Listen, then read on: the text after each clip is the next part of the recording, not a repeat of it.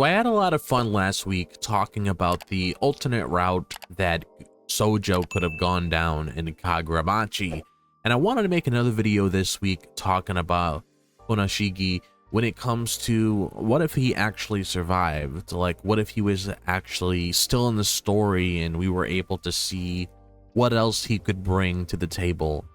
And I'm going to be going through a couple things when it comes to how I could see the story going when it comes to him being, you know, really involved in the story moving forward, when it comes to what he's doing, when it comes to Chihiro himself. So this should be a fun video. And if you guys have any thoughts of your own when it comes to things that you want to say about this, be sure to let me know, as always, in the comment section down below.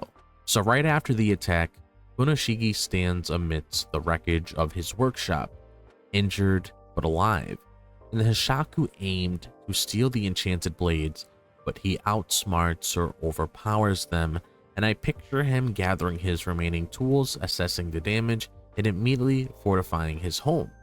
This isn't just about survival, it's about taking control, setting up defenses to ensure the Hishaku don't get a second chance. Chihiro, still a young boy at the time, watches his father in action. Instead of finding Kunishige gone and vowing revenge alone, he's there helping clear debris, learning practical skills early. Kunishige might share bits about the Blades' connections to sorcery, giving Chihiro a head start on understanding their power. It's a moment that builds his confidence, making him less reckless than in the manga.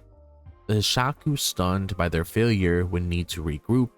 They might underestimate Kunishige at first, planning another strike, but he's ready. He could reach out to trusted contacts or set traps around his forge, turning his home into a fortified base. This immediate aftermath feels active, with Kunishige driving the response rather than the story reacting to his absence. This moment sets the tone of determination. Kunishige's survival keeps the family's knowledge intact, laying the groundwork for a strategic fight.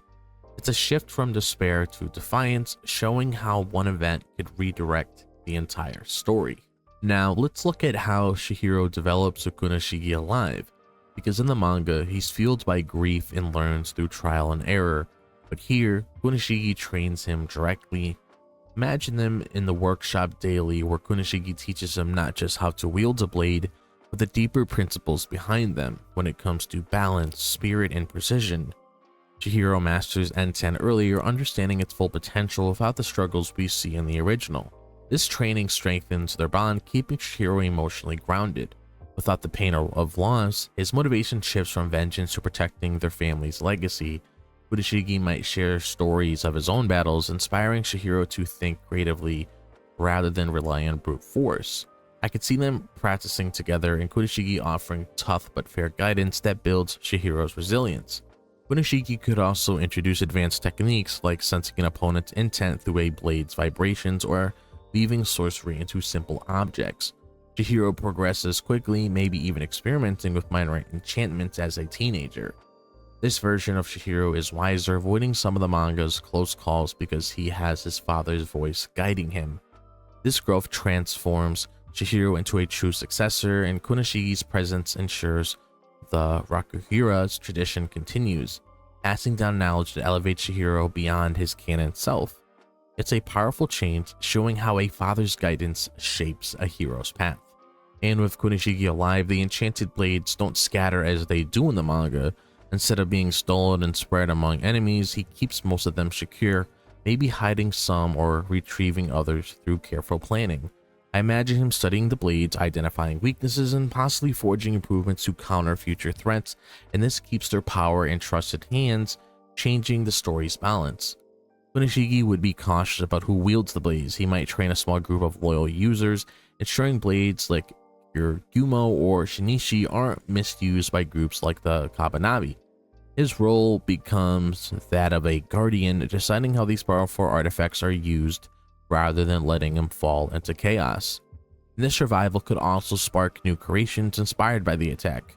Kunishige might experiment with enchantments blading traditional sorcery with ideas from Chihiro, and these blades could gain unique traits like adapting to different wielders, making them even more legendary.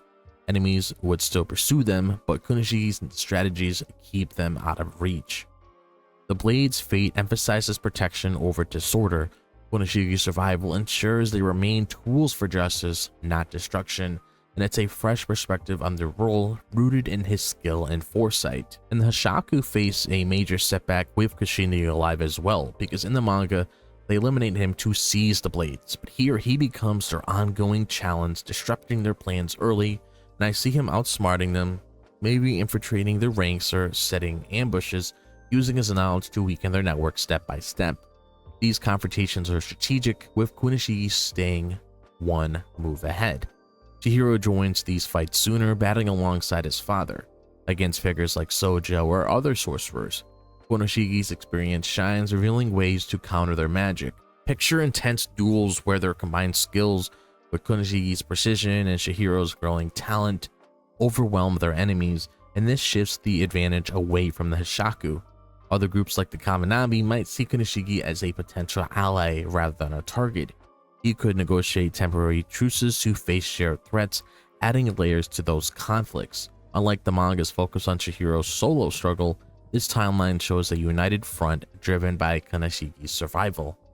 These battles highlight strategy and strength. Kunishige's presence forces the Hishaku to adapt, prolonging the fight but weakening them over time. It's a compelling shift, showing how his survival changes the war's dynamics. And looking long-term though, Kunishige's survival shapes a lasting legacy. He lives to see Chihiro reach his full potential, eventually passing the forge to him peacefully, and I envision Kunishige as a elder advisor, documenting the blade's secrets and records and guide future generations. This ensures that the Rokuhira name endures without the tragedy of the original story. Chihiro, fully trained, carries forward the family's work, perhaps mentoring others in a stable environment. Kunishige's survival preserves vital knowledge, allowing advancements in blade crafting or sorcery. New threats might emerge, but with a strong foundation, they're met with preparation rather than desperation. Kunishige could also mediate resolutions to conflicts, reflecting on his life's lessons. Chihiro honors him by evolving the blades, possibly creating versions suited for a new era, and this creates a hopeful future, contrasting the manga's darker tone. This legacy shows how one survival reshapes history. Kunishige's presence ensures a brighter path for Chihiro and the blades, proving his impact echoes through time. So those are my thoughts on Kunishige's survival if he were to survive in Kagurabachi. Because keep in mind, this is a what-if video, so we're talking about like a different reality if this were to happen. And I had fun, you know, talking about how the story could have gone down if he would have survived. But now I want to ask you guys, how do you feel about this? Like, what is your initial thoughts when it comes to what I was talking about in this video? Be sure to let me know everything that's flowing through that head in the comment section down below. And if you guys enjoyed this video, be sure to show your support and like and subscribe. I would really appreciate it. And if you guys want to follow me on my social media, be sure to check out my X, Instagram, TikTok, and Facebook. All the links to those are located in the description below, so be sure to follow me on there. Also, if you guys are interested in joining my Discord community, be sure to click on the link that's pinned in the comment section down below. I would absolutely love to have you guys on there, so we could talk more about anime and manga. Be sure to click on that bell for notifications so you guys are notified whenever I'm dropping a new video on the channel.